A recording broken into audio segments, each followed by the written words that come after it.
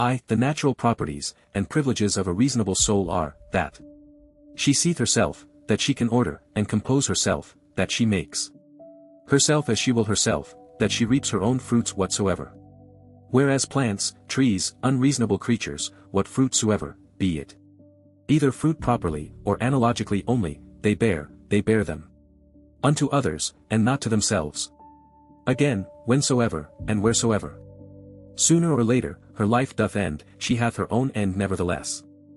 4. It is not with her, as with dancers and players, who if they be interrupted in any part of their action, the whole action must needs be imperfect, but she in what part of time or action soever she be surprised, can make that which she hath in her hand whatsoever it be, complete and full, so that she may depart with that comfort, I have lived, neither want I anything of that which properly did belong unto me.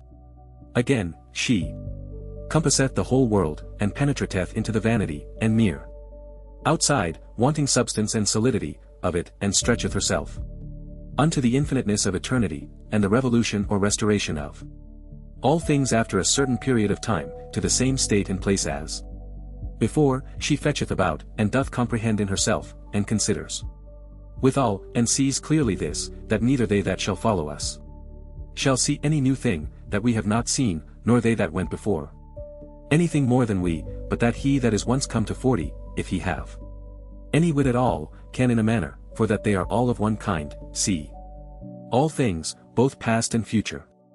As proper is it, and natural to the soul of man to love her neighbor, to be true and modest, and to regard nothing so much as herself, which is also the property of the law, whereby by the way it appears, that sound reason and justice comes all to one, and therefore that justice is the chief thing, that reasonable creatures ought to propose unto themselves as their end.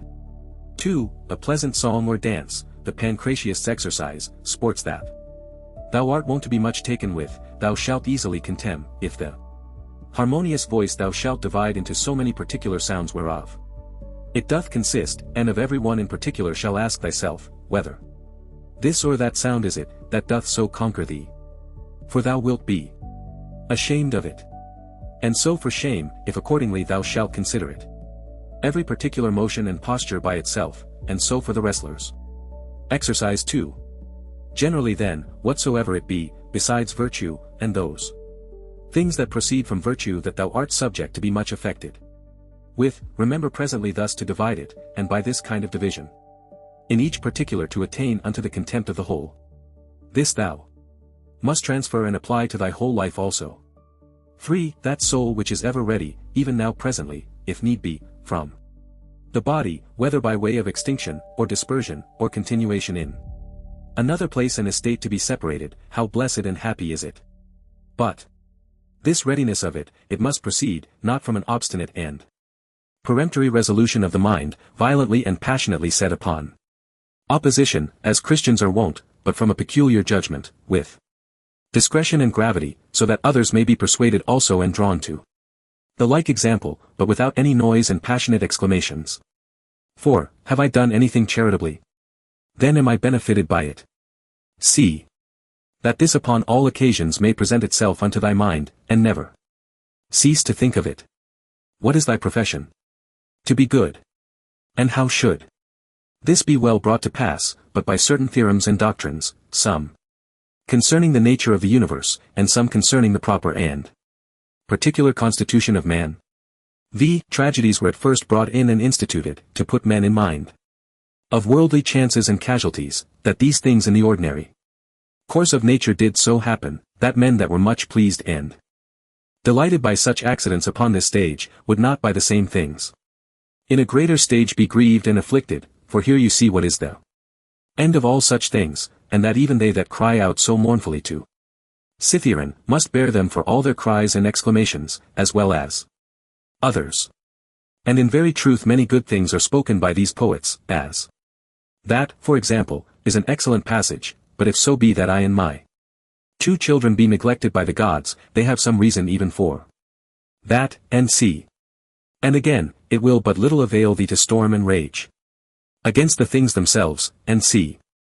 Again, to reap one's life, as a ripe ear of corn, and whatsoever else is to be found in them, that is of The same kind. After the tragedy, the ancient comedy was brought in, which had the liberty to inveigh against personal vices, being therefore through this her freedom and liberty of speech of very good use and effect, to restrain men from pride and arrogancy. To which end it was, that Diogenes took also the same liberty. After these, what were either the middle, or new comedy admitted for, but merely, or for the most part at least, for the delight and pleasure of curious and excellent imitation. It will steal away, look to it, and see. Why, no man denies, but that these also have some good things whereof that may be one, but the whole drift and foundation of that kind of dramatical poetry, what is it else, but as we have said. 6. How clearly doth it appear unto thee, that no other course of thy life could fit a true philosopher's practice better, than this very course, that thou art now already in. 7. A branch cut off from the continuity of that which was next unto it, must needs be cut off from the whole tree, so a man that is divided from another man, is divided from the whole society. A branch is cut off by another, but he that hates and is averse, cuts himself off from his neighbor, and knows not that at the same time he divides himself from the whole body, or corporation. But herein is the gift and mercy of God, the author of this society, in that, once cut off we may grow together and become part of the whole again. But if this happen often the misery is that the further a man is run in this division, the harder he is to be reunited and restored again, and however the branch which, once cut off, afterwards was grafted in, gardeners can tell you is not like that which sprouted together at first, and still continued in the unity of the body. 8. To grow together like fellow branches in matter of good correspondence and affection, but not in matter of opinions. They that shall oppose thee in thy right courses, as it is not in their power to divert thee from thy good action, so neither let it be to divert thee from thy good affection towards them. But be it thy care to keep thyself constant in both in a right judgment and action, and in true meekness towards them, that either shall do their endeavor to hinder thee, or at least will be displeased with thee for what thou hast done. For to fail in either in the one to give over for fear, or in the other to forsake thy natural affection towards him, who by nature is both thy friend and thy kinsman, is equally base, and much savoring of the disposition of a cowardly fugitive soldier.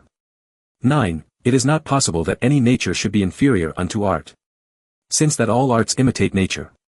If this be so, that the most perfect and general nature of all natures should in her operation come short of the skill of arts, is most improbable. Now common is it to all arts, to make that which is worse for the better sake. Much more then doth the common nature do the same. Hence is the first ground of justice. From justice all other virtues have their existence. For justice cannot be preserved, if either we settle our minds and affections upon worldly things, or be apt to be deceived, or rash, and inconstant. The things themselves, which either to get or to avoid thou art put to so much trouble, come not unto thee themselves, but thou in a manner goest unto them. Let then thine own judgment and opinion concerning those things be at rest, and as for the things themselves, they stand still and quiet, without any noise or stir at all, and so shall all pursuing and flying cease. 11. Then is the soul as Empedocles doth liken it, like unto a sphere or globe, when she is all of one form and figure, when she neither greedily stretcheth out herself unto anything, nor basely contracts herself, or lies flat and dejected, but shineth all with light, whereby she does see and behold the true nature, both that of the universe, and her own in particular. 12. Will any contemn me? Let him look to that, upon what grounds he does it. My care shall be that I may never be found either doing or speaking anything that doth truly deserve contempt. Will any hate me? Let him look to that. I for my part will be kind and loving unto all, and even unto him that hates me, whomsoever he be, will I be ready to show his error, not by way of exprobation or ostentation of my patience, but ingenuously and meekly, such as was that famous Phocion, if so be that he did not dissemble. For it is inwardly that these things must be, that the gods who look inwardly, and not upon the outward appearance, may behold a man truly free from all indignation and grief. For what hurt can it be unto thee whatsoever any man else doth, as long as thou mayest do that which is proper and suitable to thine own nature. Wilt not thou, a man, wholly appointed to be both what, and as the common good shall require, accept of that which is now seasonable to the nature of the universe? 13. They contemn one another, and yet they seek to please one another. And whilst they seek to surpass one another in worldly pomp and greatness, they most debase and prostitute themselves in their better part, one to another. 14. How rotten and insincere is he, that saith, I am resolved to carry myself hereafter towards you with all ingenuity and simplicity. O man! What doest thou mean? What needs this profession of thine? The thing itself will show it. It ought to be written upon thy forehead. No sooner thy voice is heard, than thy countenance must be able to show what is in thy mind, even as he that is loved knows presently by the looks of his sweetheart what is in her mind. Such must he be for all the world, that is truly simple and good, as he whose armholes are offensive, that whosoever stands by, as soon as ever he comes near him, may as it were smell him, whether he will or no. But the affectation of simplicity is nowise laudable. There is nothing more shameful than perfidious friendship. Above all things, that must be avoided. However true goodness, simplicity, and kindness cannot so be hidden, but that as we have already said in the very eyes and countenance they will show themselves. 15. To live happily is an inward power of the soul, when she is affected with indifferency, towards those things that are by their nature indifferent. To be thus affected she must consider all worldly objects, both divided and whole, remembering withal that no object can of itself beget any opinion in us, neither can come to us, but stands without still and quiet, but that we ourselves beget, and as it were print in ourselves opinions concerning them. Now it is in our power, not to print them, and if they creep in and lurk in some corner, it is in our power to wipe them off. Remembering moreover, that this care and circumspection of thine, is to continue but for a while, and then thy life will be at an end. And what should hinder, but that thou mayest do well with all these things?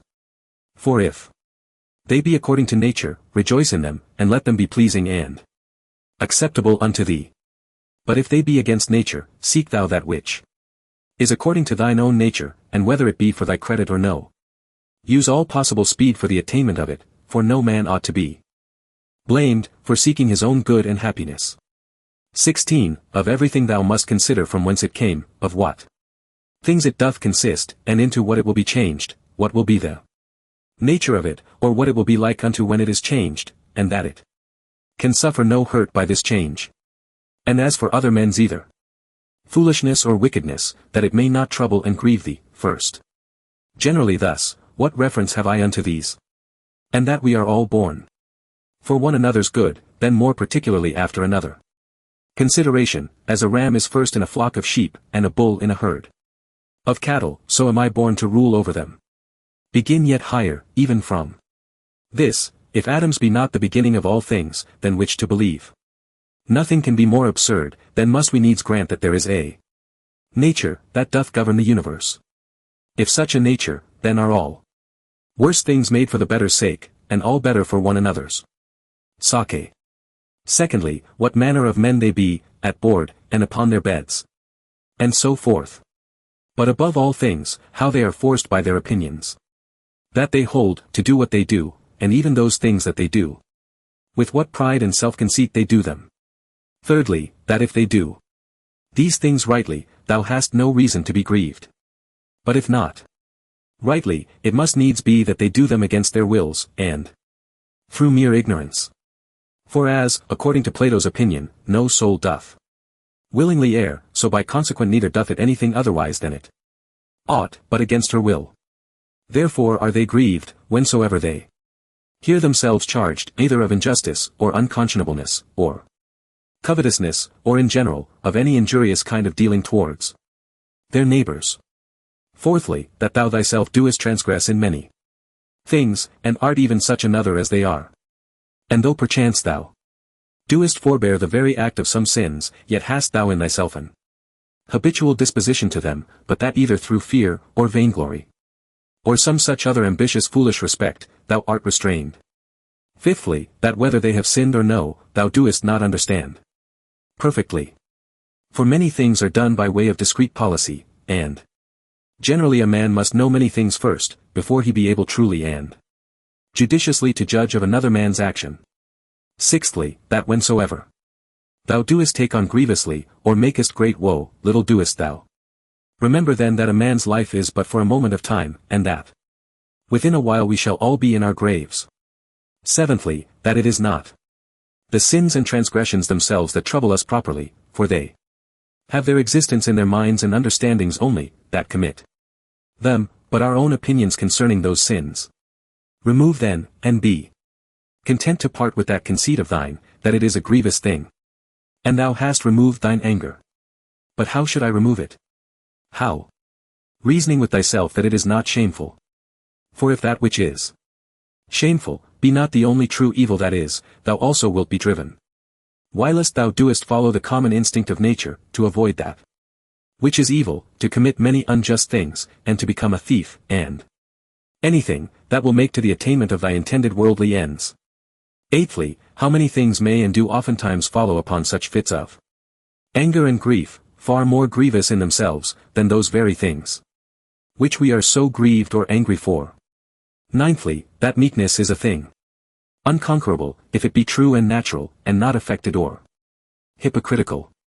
For how shall even the most fierce and malicious that thou shalt conceive, be able to hold on against thee, if thou shalt still continue meek and loving unto him, and that even at that time, when he is about to do thee wrong, thou shalt be well disposed, and in good temper, with all meekness to teach him, and to instruct him better. As for example, my son, we were not born for this, to hurt and annoy one another. It will be thy hurt not mine, my son, and so to show him forcibly and fully, that it is so in very deed, and that neither bees do it one to another, nor any other creatures that are naturally sociable. But this thou must do, not scoffingly, not by way of exprobation, but tenderly, without any harshness of words. Neither must thou do it by way of exercise, or ostentation, that they that are by and hear thee, may admire thee, but so always that nobody be privy to it, but himself alone, yea, though there be more present at the same time. These 9 particular heads, as so many gifts from the Muses, see that thou remember well, and begin one day, whilst thou art yet alive, to be a man indeed. But on the other side thou must take heed, as much to flatter them, as to be angry with them, for both are equally uncharitable, and equally hurtful.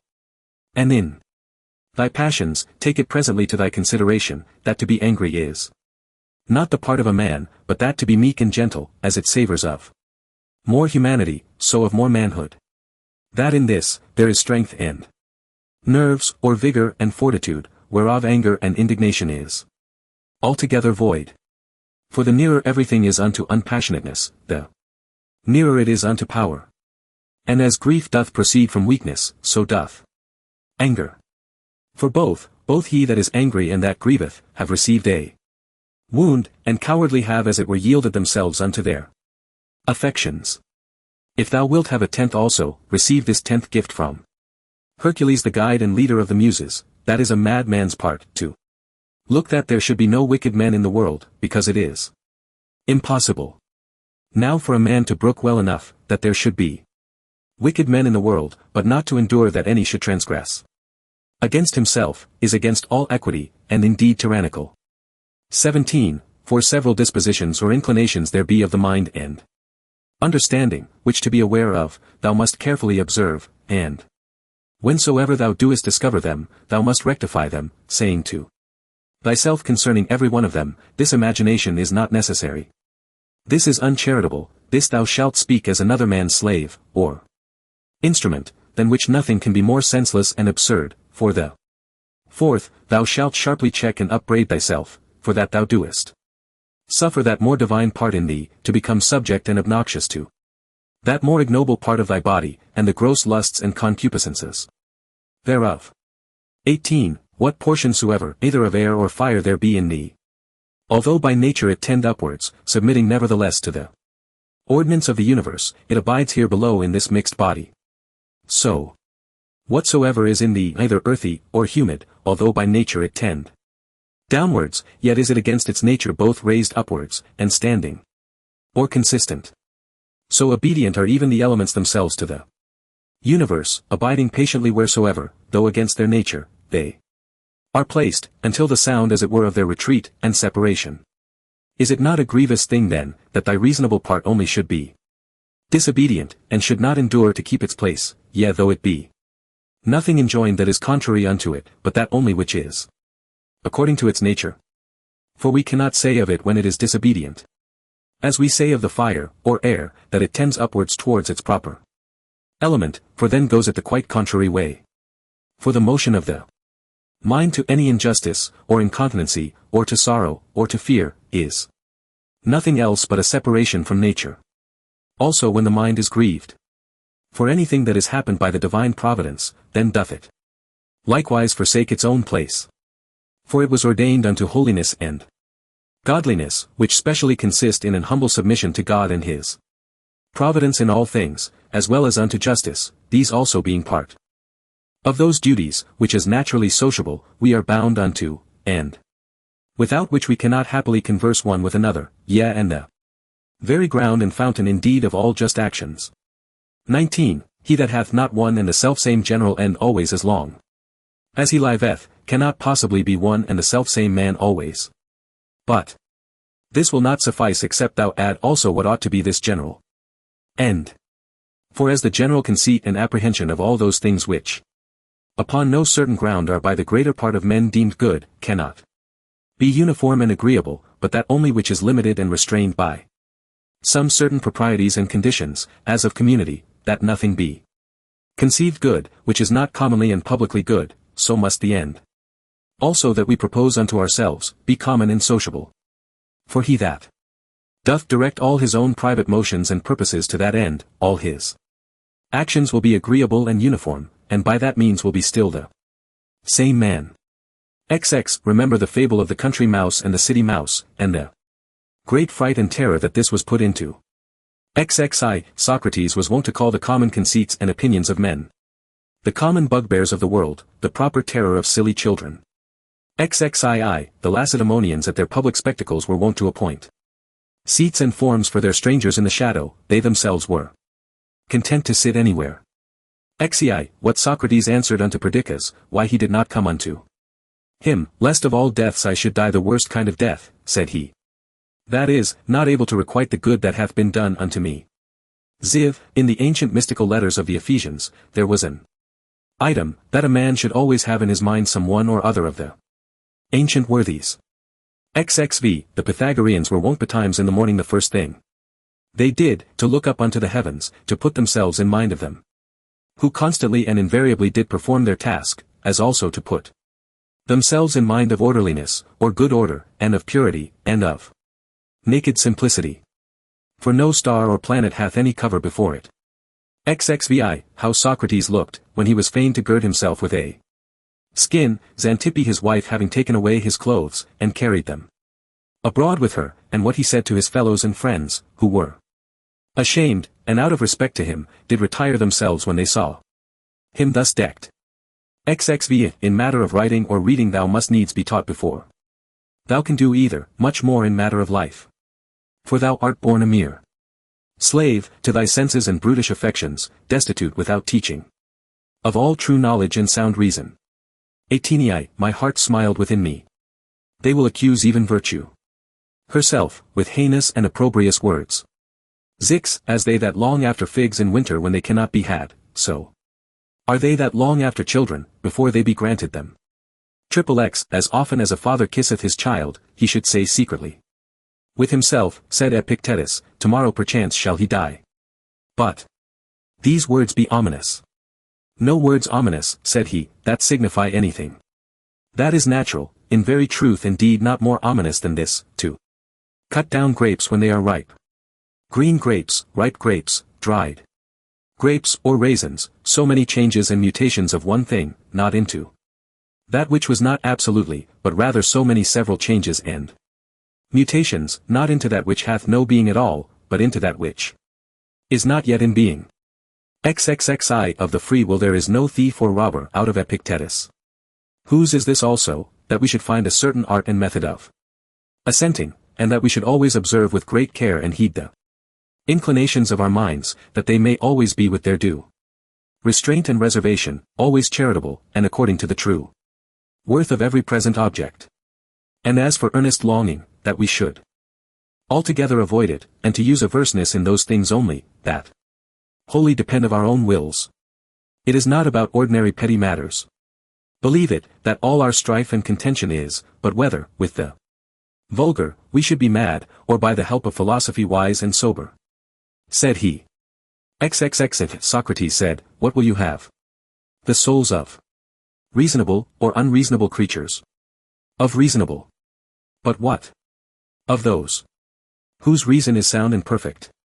Or of those whose reason is vitiated and corrupted? Of those whose reason is sound and perfect. Why then labor ye not for such? Because we have them already. What then do ye so strive and contend between you?